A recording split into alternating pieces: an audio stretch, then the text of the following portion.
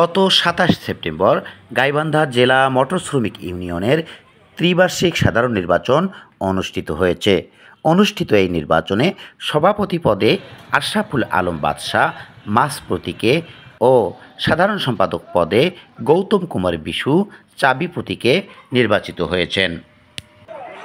এছাড়া কার্যকরী সভাপতি পদে ময়নুল হক বিয়ে ফুটবল প্রতীকে, সহ সভাপতি পদে আব্দুল মজিদ, সহ সাধারণ সম্পাদক পদে শহীদুল ইসলাম শহীদ বাস প্রতীকে, একই পদে ড্রাইভার রওশন মিয়া কেসি প্রতীকে, সাংগঠনিক সম্পাদক পদে শামীম রহমান তলোয়ার প্রতীকে, অর্থ সম্পাদক পদে আমজাদ হোসেন একতারা প্রতীকে, সড়ক সম্পাদক পদে আতিকুর রহমান ট্রাক প্রতীকে, সড়ক সম্পাদকের আরেকটি পদে অহিদুল ইসলাম টেলিভিশন প্রতীকে, দপ্তর সম্পাদক পদে আশরাফুল আলম ফরিদ মাইক প্রতীকে, প্রচার সম্পাদক পদে রাশিদুল ইসলাম করাত প্রতীকে, ক্রীড়া ও সমাজ কল্যাণ সম্পাদক পদে বাবুল আহমেদ ব্যাট প্রতীকে নির্বাচিত হয়েছেন। কার্যকরী সদস্য পদে গাবি প্রতীকে আবু তাহের, মুক্তার হোসেন পালকি প্রতীকে,